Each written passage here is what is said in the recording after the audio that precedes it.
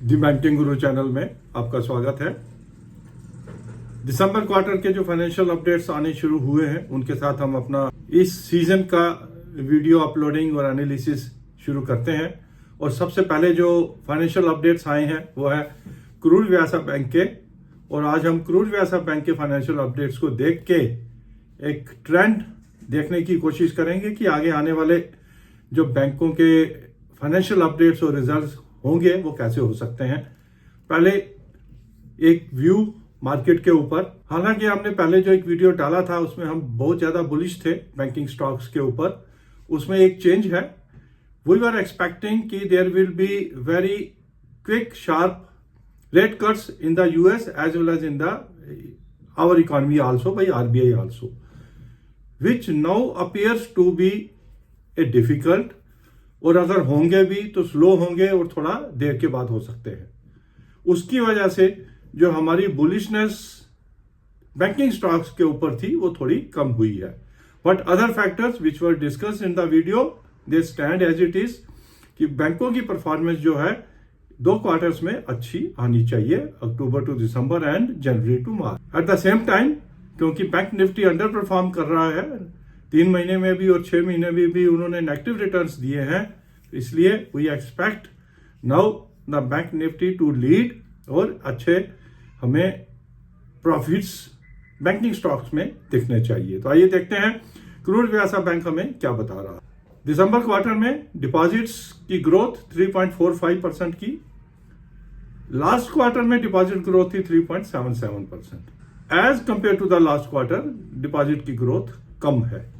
Advances also 3.17% की growth over सितंबर, और last quarter में 3.32% थी, उससे भी थोड़ी सी कम हुई है।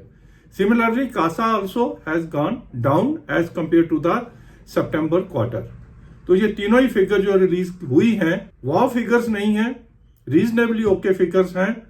और अगर ये ट्रेंड बाकी बैंकों का हम मान कर चलें तो बहुत ज्यादा एक्सपेक्ट करना, क्योंकि मेरी नजर में 5% डिपॉजिट ग्रोथ और 5% एडवांसेस ग्रोथ अगर आती है तो इसको अच्छा मानेंगे।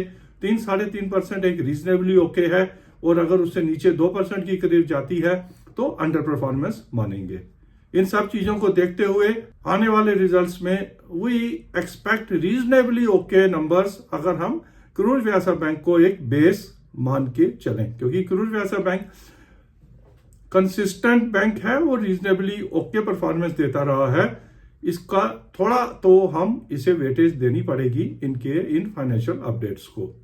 तो अगर करूर व्यासा बैंक के अगर शेयर की बात करें, 246 का हाई देखने के बाद 225 पे, प्राइस अर्निंग कम है 10.09 की, वेरी रीजनेबली प्राइस। 3 महीने की रिटर्न 5% और 6 महीने की रिटर्न 7% इन्होंने दिया है।